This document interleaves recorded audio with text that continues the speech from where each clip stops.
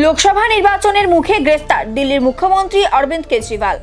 দিল্লি জুড়ে বিক্ষোভে নামলেন আপ নেতাকর্মীরা। বৃহস্পতিবার আবগারি দুর্নীতি মামলায় দিল্লির মুখ্যমন্ত্রী অরবিন্দ কেজরিওয়ালকে গ্রেফতার করে ইডি। হাইকোর্টে আগাম জামিনের আর্জি খারিজের পরে প্রথমে তাকে জিজ্ঞাসাবাদ এবং পরে গ্রেফতার করা হয়। গ্রেফতারির জেরে ইডির সদর দফতরের লকআপে রাত কাটান কেজরিওয়াল। সূত্রের খবর, রাতে তাকে কোনো জিজ্ঞাসাবাদ করা হয়নি। এদিকে শুক্রবার সকাল থেকেই বিজেপির বিরুদ্ধে পথে নেমেছে কেজরিওয়ালের দল। দেশ জুড়ে চলছে বিক্ষোভ। দিল্লির বিভিন্ন জায়গায় জারি করা হয়েছে 144 ধারা। অন্যদিকে কেজরিওয়ালের গ্রেফতারির তীব্র নিন্দা করলেন বাংলার মুখ্যমন্ত্রী মমতা বন্দ্যোপাধ্যায়। এই গ্রেফতারিকে তিনি গণতন্ত্রের ওপর নির্মম আঘাত বলে ব্যাখ্যা করেছেন।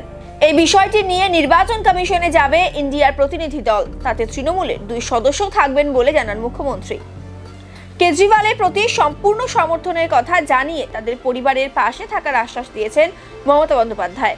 এছাড়াও কেজরিওয়ালের গ্রেফতারির প্রতিবাদে মোদী সরকারকে তীব্র আক্রমণ করে রাহুল গান্ধী সোশ্যাল মিডিয়ায় লিখেছেন, ভীত স্বৈরাচারী শাসক মৃত গণতন্ত্র দেখতে চায়।